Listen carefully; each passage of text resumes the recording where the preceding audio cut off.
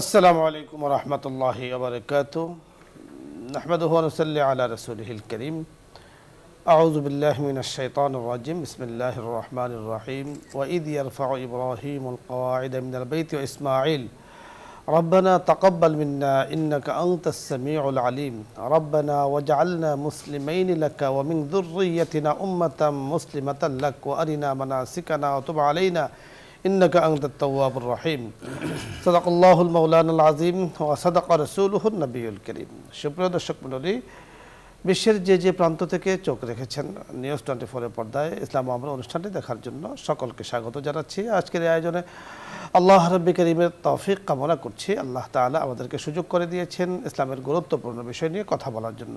চলছে পবিত্র হজের মাস, হজের মৌসুম। বিশ্বের আনাজ কানাজ থেকে মানুষ হজে যাচ্ছে আকর্ষণে, পবিত্র হজ পালন করার জন্যে, জিয়ারতুন নবী সাল্লাল্লাহু আলাইহি ওয়াসাল্লাম আদায় করার জন্য। হজের মধ্যে রয়েছে অনেকগুলো ফরজ, অনেকগুলো ওয়াজিব। আজকে আমরা আলোচনা করব যে হজের কাজ শুরু হওয়ার পরে হাজিগণ সকলে মিনায় চলে আসেন। ঐতিহাসিক সে মিনার ময়দানে হাজিদের অবস্থান এবং তাদের করণীয় কি জানা দরকার, বোঝা দরকার, সেই অনুযায়ী আমল করা দরকার। তাই আজকে এই বিষয় নিয়ে কথা বলবেন বিশিষ্ট ইসলামী চিন্তাবিদ, মিডিয়া আলোচক, মিডিয়া উপস্থাপক শেখ হাফেজ মাওলানা নাজির মাহমুদ, খতিব, ঢাকা বিশ্ববিদ্যালয় কেন্দ্রীয় জামে মসজিদ। আসসালামু আলাইকুম। ওয়ালাইকুম আসসালাম ওয়া রাহমাতুল্লাহ। কেমন আছেন? আলহামদুলিল্লাহ। আলহামদুলিল্লাহ। আজকে আপনার কাছে আমরা জানবো যে হজের মধ্যে গুরুত্বপূর্ণ একটা অধ্যায় হলো মিনার ময়দানে অবস্থান করা, এবং সেখান থেকে কিন্তু এদিক সেদিক যেতে হয়। তো অবস্থান এবং করণীয় আপনার কাছে শুনবো আমরা। আলহামদুলিল্লাহ ওয়ালিহি ওয়াসসালাতু আলাইহা ওয়া বাদ। চমৎকার একটি বিষয় আপনি বলেছেন। মূলত হজ শুরু হয় কিন্তু মিনা থেকে। আমরা যারা এই সাবকন্টিনেন্ট থেকে হজে যাই তারা আমাদের এখান থেকে আমরা মোটামুটি একটা এহরাম বেঁধে যাই উমরা করার। উমরা শেষে অনেকে হালাল হয়ে যায় অথবা তাদের এহরাম থাকে। যদি কিরান করে তাহলে একই এহরামে দুইটি মানে হজ এবং উমরা করে, আর তাই না হলে হালাল হয়ে যায়। পরবর্তীতে যে যার হোটেল থেকে এহরাম বেঁধে তারা মিনাতে প্রথমে যায়। তো মিনাতে যাওয়ার নিয়ম হলো 8 তারিখ সকালে ফজরের পরে, কিন্তু প্রচুর পরিমাণে লোক হওয়ার কারণে সৌদি সরকার এই হ্রাস কমানোর জন্য তারা 7 তারিখ রাতেই ম্যাক্সিমাম হাজিদেরকে নিয়ে যায়। 8 তারিখে কিছু কিছু হাজি যায়। তো মিনাতে যাওয়া এটা হানাফি মাযহাব মতে এখানে অবস্থান করা এটা সুন্নাহ। ইমাম শাফি সহ কোনো মাযহাব মতে এটা ওয়াজিব। যা হোক, আমরা আমাদের এই মাযহাব মতেই বলবো এটা সুন্নাহ। মূলত এই এহরাম বেদে প্রথমে আমরা মিনায় যাই। মিনা থেকে হজ শুরু হয়। মিনাতে অবস্থান করা, 5 ওয়াক্ত নামাজ এখানে পড়া, এরপরে 9 তারিখ সকালে এখান থেকে আরাফার উদ্দেশ্যে রওনা হওয়া। কিন্তু দেখা যায় যে ওই একই কারণে, প্রচুর পরিমাণে লোক হওয়ার কারণে আগে থেকেই 8 তারিখ রাতেই এখান থেকে দেখা যায় যে অধিকাংশ হাজিদেরকে আরাফার ময়দানে নিয়ে যায়। তাহলে আমাদের আজকের বিষয় হলো আসলে মিনায় অবস্থান। আমরা যদি দেখি হজ আসলে কি, হজ হলো 4টি জায়গা, 5 দিনে 9টি কাজ করা। 4টি জায়গা হলো মিনা, আরাফা, মুজদালিফা, আবার মিনা হয়ে মক্কা। এই 4 জায়গা, ঠিক আছে। মিনা থেকে আরাফা, আরাফা থেকে মুজদালিফা, মুজদালিফা থেকে মিনা হয়ে সোজা আমরা মক্কাতে চলে এসেছি। এই 4 জায়গায় মূলত হজ। 5 দিন। 5 দিন কোন দিন?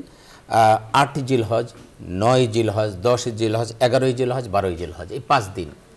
আর হলো 6টি কাজ, 3টা ফরজ, যেমন এহরাম বাঁধা, আরাফায় অবস্থান করা, আর তাওয়াফে জিয়ারা এটা।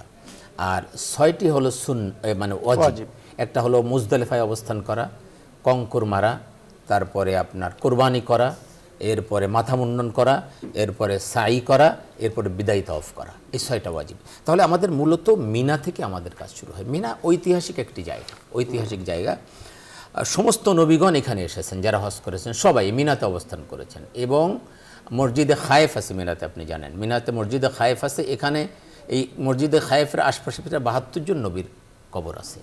তাহলে এই মিনাতে আমরা বারাকাতান যারা পারি এখানে 2 রাকাত নামাজ পড়া, একটু দোয়া করা। এখানে এত নবী এসেছেন, এত নবী এখানে অবস্থান করেছেন।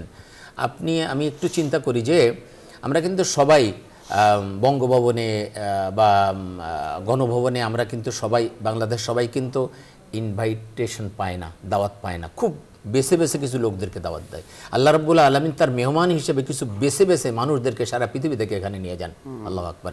যেখানে সমস্ত নবীগণ অবস্থান করছেন এই মিনার ময়দানে, আপনাকে আমাকে যারা হজে যাচ্ছেন আল্লাহর মেহমানদেরকে আল্লাহ পাক সেখানে থাকার সুযোগ করে দিচ্ছেন। আমাদের এটা রিয়েলাইজ করা দরকার এবং এখানে দোয়া কবুলের জায়গা। অসংখ্য নবী এখানে শুয়ে আছেন, সমস্ত নবী এখানে অবস্থান করেছেন, সুতরাং এখানে দোয়ার কবুলের বড় একটা জায়গা, আমরা যেন এখানে দোয়া করি। আর একটা নিদর্শন এখানে আছে যেটা জামারা আমরা বলি। জামারা মানে ইব্রাহিম আলাইহিস সালামকে আল্লাহ পাক যখন তার সন্তানকে কোরবানি করার জন্য আদেশ করলেন, আল্লাহ পাক তো জানেন যে ইব্রাহিম আসলে আমাকেই সবচেয়ে বেশি ভালোবাসে, কিন্তু আল্লাহ পাক একটা পরীক্ষা নিলেন যে ইব্রাহিম তার সন্তানকে বেশি ভালোবাসে নাকি আমাকে বেশি ভালোবাসে। আল্লাহ জানেন, জানানোর পরে পরীক্ষাটা এই জন্য নিলেন যে সমস্ত বিশ্ববাসীকে তিনি জানিয়ে দিলেন যে দেখো, যারা আল্লাহকে ভালোবাসে তারা আল্লাহর জন্য সব কিছুকে কোরবানি করে দিতে পারে।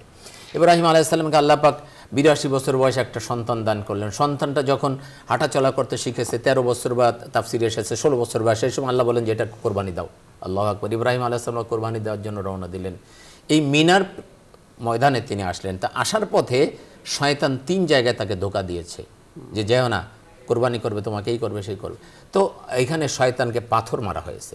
এই 3 জায়গায় আল্লাহ পাক এই কাজটাকে এত পছন্দ করেছেন যে সমস্ত হাজি, কিয়ামত পর্যন্ত যত হাজি আসবে তাদের জন্য এখানে পাথর মারাটা ওয়াজিব করে দিয়েছেন। এটা করতেই হবে।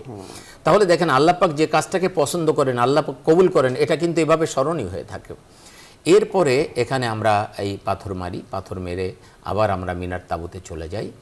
আর আপনি আরেকটা জায়গা দেখবেন, মসজিদে খায়েফ এবং ওর একটু ওই পাশে যে পাহাড়ের উপরে ইব্রাহিম আলাইহিস সালাম ইসমাইল আলাইহিস সালামকে কোরবানি করার জন্য করেছিলেন, এখানে একটা পিলার আছে, একটা নিদর্শনটা আছে পাহাড়ের উপরে। কিন্তু পাহাড়ের উপরে নিদর্শনটা আছে, হাজী সাহেবরা যারা চেষ্টা করলে একটু দেখতে পারেন। এখানে আপনি চমৎকার বলছিলেন। দর্শক মণ্ডলী, আজকে আমরা আলোচনা করছি ঐতিহাসিক মিনার ময়দানে হাজী সাহেবদের অবস্থান ও করণীয়। আমাদের হাফেজ মাওলানা নাজির মাহমুদ সাহেব এই বিষয়টি আমাদেরকে সংক্ষিপ্তভাবে বোঝানোর চেষ্টা করেছেন। মিনার ময়দানে অবস্থান, আমি যখন মিনার ময়দানের উদ্দেশ্যে রওনা হয়ে গিয়েছি, তালবিয়া পাঠ করতে হবে।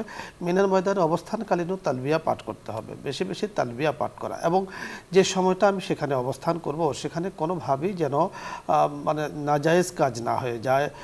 কোনো রফস যাকে বলা হয়, ফিস্ক, ফুজুর এবং জিদাল, এই 3টি জিনিসে কোরআন কারীমকে নিষেধ করা হয়েছে যে ব্যক্তি হজের মধ্যে ঝগড়া থাকবে না, অশ্লীলতা থাকবে না, গীবত, শিকায়েত, পরনিন্দা থাকবে না, আল্লাহ তাআলা তাকে হজ্জে মাবরুর, হজ্জে মকবুল নসিব করবেন। মিনার ময়দানে যেহেতু কোনো কাজ নেই, আমরা সেখানে তাঁবুর ভেতরে থাকব, সেখানে বিছানা আছে, বালিশ আছে, পর্যাপ্ত পরিমাণে ব্যবস্থাপনা আছে। তো সেখানে পারস্পরিক বসে বসে গল্প গুজব না করে, দুনিয়াবি আলোচনা না করে জিকিরে আমরা মশগুল থাকব, তেলাওয়াতে কোরআনে আমরা মশগুল থাকব, অথবা দিনই কোনো বক্তা যিনি সহিহ লাইনের, তিনি যদি কোনো ধর্মীয় দিনই আলোচনা করেন, আমাদেরকে কোনো কিছু তালিম করেন, সেটাও আমরা শিখতে পারবো, সেটা একটা শুনতে পারবো। অর্থাৎ পুরো সময়টা আমাদের ইবাদতের মাধ্যমে কাটাতে হবে। আল্লাহ রাব্বি করিম আমাদেরকে বোঝার তৌফিক দান করুন। মিনার ময়দান থেকেই রাত্রিতে হাজী সাহেবগঞ্জ চলে যান, আরাফার ময়দানে অনেকে সকালে চলে যান, যেহেতু রাস্তাতে ভিড় হয়ে যায় এজন্য একটু আগেই চলে যান। তো আবার আমরা সেখান থেকে মুজদালিফায় ইনশাআল্লাহ আমরা পর্যায়ক্রমে বাকি আলোচনা করব। আজকের আলোচনা হলো মিনার ময়দানে অবস্থান ও করণীয়। যারা হজে যাচ্ছি, যারা গিয়েছি এবং যারা যাব, এই বিষয়গুলোকে আমরা খুব খেয়াল করব। প্রথমে দর্শক মণ্ডলী, আপনাদের কাছে আসবো, যিনি অপেক্ষায় আছেন প্রশ্ন নিয়ে, আপনার কাছে আসবো। জি, আসসালামু আলাইকুম ওয়া রাহমাতুল্লাহ। দর্শক নাম বলে পরিচয় দিয়ে প্রশ্ন করুন। আলোচ্য বিষয় নিয়ে চাইলে আপনি প্রশ্ন করতে পারেন, অথবা যে কোনো মাসলা মাসাইল নিয়ে আপনি প্রশ্ন করতে পারেন। আসসালামু আলাইকুম। দর্শক পরিচয় বলে প্রশ্ন করুন। আসসালামু আলাইকুম হুজুর। ওয়া আলাইকুম আসসালাম ওয়া রাহমাতুল্লাহ। আসসালামু আলাইকুম। জি, প্রশ্ন করুন। আমার কপালে মনে হয় আর মিনাইতেও হবে না। আমার ছোট বোনের স্বামী আমার বুকে, আমার তো হার্টের সমস্যা আছে, আমার ছোট বোনের স্বামী যার কাছে খাচ্ছিলাম, বাম বুকে লাফতি মারিছে হুজুর, জানেন আমার বুকের ব্যাপারে আমি রাত্রি থেকে এছাড়া অজ্ঞান মতো পড়ি আছি। ছোট বোনের স্বামী। জি, আপনাকে আপনার কথাগুলো শুনে আমাদের কাছেও খুবই খারাপ লাগছে, অত্যন্ত মর্মান্তিক। নারীর উপরে এই ধরনের অত্যাচার, এই ধরনের নির্যাতন, এই ধরনের জুলুম কোনোভাবে গ্রহণীয় নয়। আপনি যেখানে অবস্থান করছেন নিঃসন্দেহে মানব শূন্য নয়, মানুষ আছে, আল্লাহর জমিনে এখনো ভালো মানুষ বাস করছে। আপনি এই বিষয়গুলোকে সামাজিকভাবে আপনি আলোচনা করতে পারেন অথবা আইনের আশ্রয় নিতে পারেন।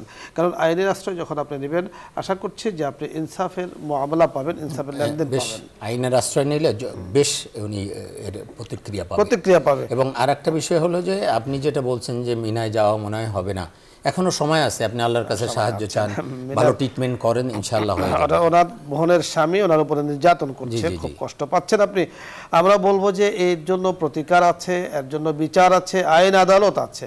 এর জন্য আইনকে হাতে তুলে না নিয়ে আইনের আশ্রয় নেওয়াটাই আপনার জন্য শ্রেষ্ঠ। তবে আপনি দোয়া করতে থাকুন আল্লাহ তাআলার কাছে, আল্লাহ তাআলা যেন আপনার মনের আশাগুলোকে পূরণ করেন। জি, পরবর্তী দর্শক, আসসালামু আলাইকুম ওয়া রাহমাতুল্লাহ।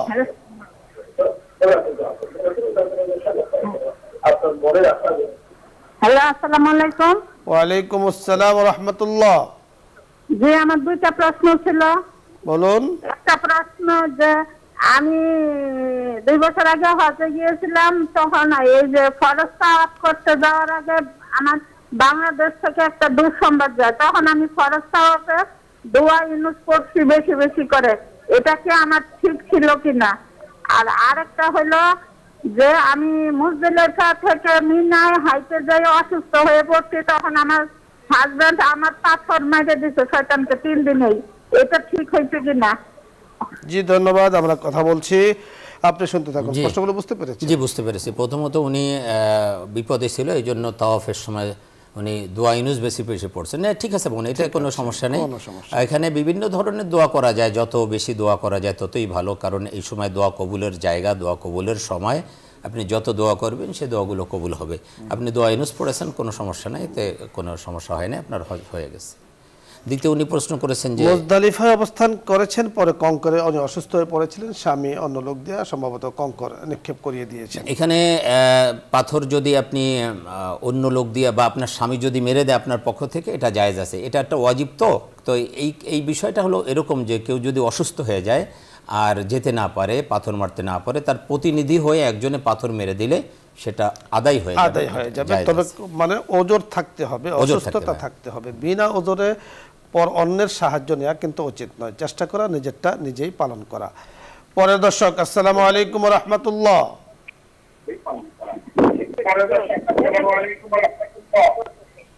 ওয়ালাইকুম আসসালাম ওয়া রাহমাতুল্লাহ। জি, টিভির ভলিউম কমিয়ে আপনি কথা বলুন। হুজুর বলুন। যে কোন লোক মারা গেলে তার স্বামী,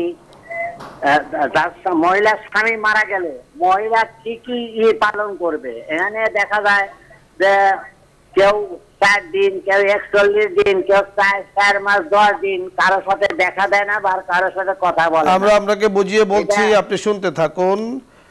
সমাজে কি আছে, এক এক সমাজে এক এক রেওয়াজ আছে, তবে ইসলামের মৌলিক কথাগুলো, ইসলামের মৌলিক বিধান খুব ভালো করে বুঝতে হবে। এটা যে কোনো স্ত্রীকে যদি স্বামী তালাক দেয় তাহলে 3 মাস ইদ্যত পালন করতে হয়, 3 মাস।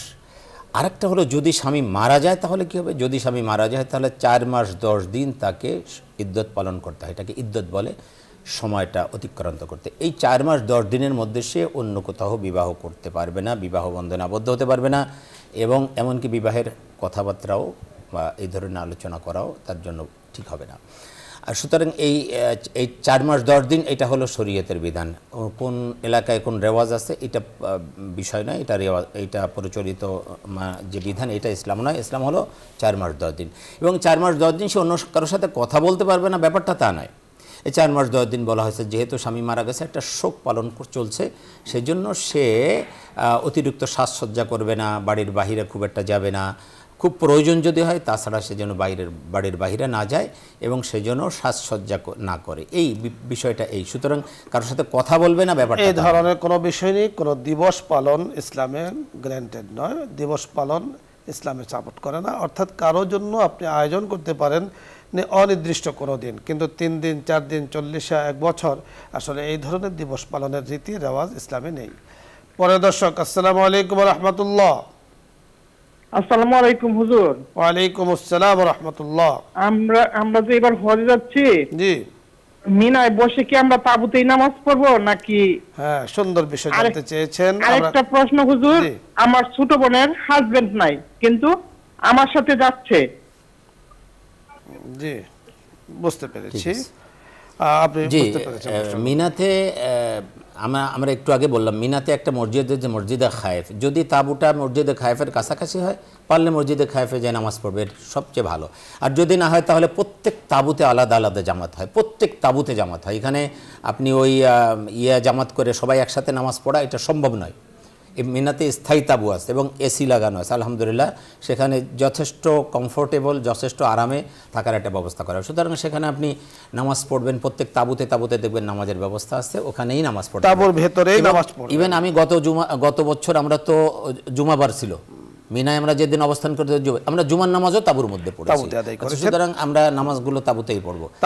দ্বিতীয় যে প্রশ্ন আপনি করেছেন, আপনার বোনের হাজব্যান্ড মারা গেছে, আপনার বোন আপনার সাথে হজে যাচ্ছে, দ্যাটস এনাফ। আপনি তো মাহরাম, মানে মহিলারা যখন হজ করবে তার সাথে একজন মাহরাম থাকতে হয়। মাহরাম মানে হলো এমন একজন পুরুষ যার সাথে তার বিবাহ বন্ধন হারাম।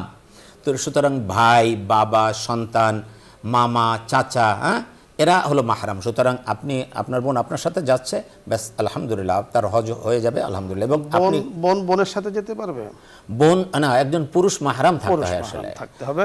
দেখুন, মানে তাঁবুর ভেতরে পুরুষ যারা আছেন ওনারা জামাতে নামাজ পড়বেন, মহিলা তাঁবু কিন্তু সেখানে আলাদা থাকে, সেখানে আপনি আলাদা নামাজ পড়বেন। আর বোন, যদি বোন থাকে আর বোনের সাথে বোন, আসলে মাহরাম ছাড়া হজের মহিলাদের জন্য যে শর্তগুলো আছে, যে মহিলার উপরে হজ ফরজ, শুধু টাকা পয়সা এলো, তার জন্য ঐচ্ছিক যে শর্ত দেওয়া আছে সেটা হলো মাহরাম।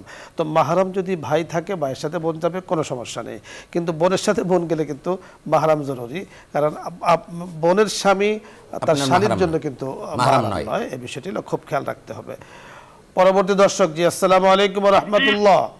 হ্যালো, আসসালামু আলাইকুম। ওয়ালাইকুম আসসালাম। হুজুর, আমার 5টি প্রশ্ন আছে। জি, বলুন। হুজুর, হচ্ছে যে এর আগে বলছিলেন যে সূরা ফাতিহা হচ্ছে সকল রোগের শিফা, তাহলে কঠিন রোগ 41 দিন একাধারে সূরা ফাতিহা পড়ে পানি ফুদি খেলে হচ্ছে অসুখ ভালো হয়। তো মাগরিব আর ফজরের পরে আমি যদি আসরের নামাজ পড়ে যদি ওই পড়ি, তাহলে কি হবে হুজুর? জি, মানে হবে, কোনো সমস্যা নেই। দ্বিতীয় প্রশ্ন বলুন। দ্বিতীয় নম্বর প্রশ্ন হচ্ছে যে সেদিনকে আমি বললাম যে দিনে যদি দ্বিতীয় নম্বর প্রশ্ন হচ্ছে যদি দিনে যদি আমি 3বার 4বার কোরআন পড়ি, তাহলে সূরা ফাতিহা, সূরা বাকারা আর আলিউল আযম পড়ে ও পর্যন্ত পড়ার পর হচ্ছে পড়তে হবে। ধরুন মাগরিবে ওয়াকিয়া পড়লাম, এশাত মুলক পড়লাম না, শুধু আউযুবিল্লাহ বিসমিল্লাহ পড়ে খালি সেই সূরাটা পড়লেই হবে? জি, বুঝতে পেরেছি, বলুন।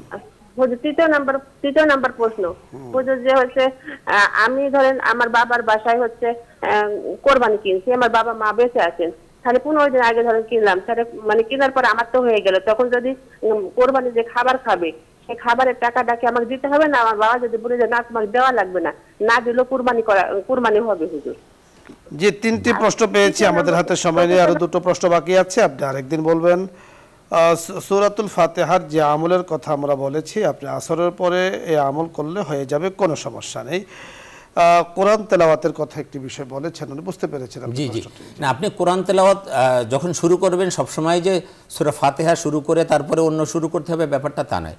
মনে করেন আপনি সূরা ফাতিহা থেকে শুরু করে সূরাতুল বাকারা শেষ করে রেখে দিয়েছেন, পরবর্তী দিন আপনি যদি মনে করেন যে আমি সূরা বাকারার পর থেকে আলে ইমরান থেকে শুরু করব, তো আপনি শুরু করতে পারেন। আউযুবিল্লাহি বিসমিল্লাহ বলে আপনি সূরাতু আলে ইমরানের প্রথম থেকে শুরু করবেন, তাতে কোনো সমস্যা নেই। যদি মনে করেন যে আমি সূরা ফাতিহাটা পড়ে নেই, তাও পারেন, কোনো সমস্যা নেই। আপনি কোরআনুল কারীমের যে কোনো জায়গা থেকে তেলাওয়াত করবেন, প্রত্যেক অক্ষরে অক্ষরে আপনাকে কমপক্ষে 10টি করে দেওয়া হবে। আরেকটি প্রশ্ন শাইখ করেছেন কোরবানির সংক্রান্ত, উনি ওনার বাবার বাড়িতে গিয়ে কোরবানি করছেন। উনি বলছেন যে পশু কেনার পরে যে খাবার তাকে দেওয়া হয়, খাবারের দাম দিয়ে দেওয়া ভালো, কিন্তু আপনার বাবা যদি বলে যে দেওয়া লাগবে না, আমি দিয়ে দিচ্ছি বা এটা জায়েজ আছে, এটা জায়েজ, কোনো সমস্যা নেই। হ্যাঁ, মুফতি সাহেব, ধন্যবাদ আপনাকে। দর্শক মণ্ডলী, আপনাদের সকলকেও জাযাকুমুল্লাহু আহসানাল জাযা, আল্লাহ পাকের কাছে উত্তম জাযার কামনা করছি। আল্লাহ তাআলা আমাদের জন্য কল্যাণে ফয়সালা করুন। বিশেষ করে হজের আলোচনা চলছে, কয়েকদিন ধরেই আমরা হজের বিষয়গুলো নিয়ে আলোচনা করছি। দর্শক মণ্ডলীর মধ্যে যারা হজে যাবেন তারা অনুষ্ঠানের সাথে খুব ভালোভাবে মনোযোগের সাথে যুক্ত থাকবেন, কথাগুলো শুনবেন। ইনশাআল্লাহ আমরা আলোচনা করতে থাকবো হজের আরও যে বিষয়গুলো আছে, এবং যারা এবছর নিয়ত করেননি সামনে নিয়ত করেছেন, তো এই নিয়তে অনুষ্ঠানের সাথে যুক্ত থাকেন, যে কথাগুলো শুনি আল্লাহ পাক যখন তৌফিক দিবেন ইনশাআল্লাহ যাব। আল্লাহ তাআলা ইনশাআল্লাহ আমাদেরকে বরকতময় করবেন। সকলকে ধন্যবাদ জানিয়ে আগামী অনুষ্ঠানের আমন্ত্রণ জানিয়ে আজকের মতো বিদায় নিচ্ছি। আসসালামু আলাইকুম ওয়া রাহমাতুল্লাহি ওয়া বারাকাতুহু। দোয়া হবে, দরুদ ইস্তেগফার পাঠ করি। আল্লাহুম্মা সাল্লি আলা সাইয়্যিদিনা ওয়া নাবিয়্যিনা ওয়া শাফিঈনা ওয়া হাবিবিনা মাওলানা মুহাম্মদ সাল্লাল্লাহু আলাইহি ওয়া সাল্লাম। আস্তাগফিরুল্লাহ আস্তাগফিরুল্লাহ আস্তাগফিরুল্লাহ। আলহামদুলিল্লাহি রাব্বিল আলামিন ওয়াসসালাতু ওয়াসসালামু আলা সাইয়্যিদিল মুরসালিন ওয়া আলা আলিহি ওয়া সাহবিহি আজমাইন।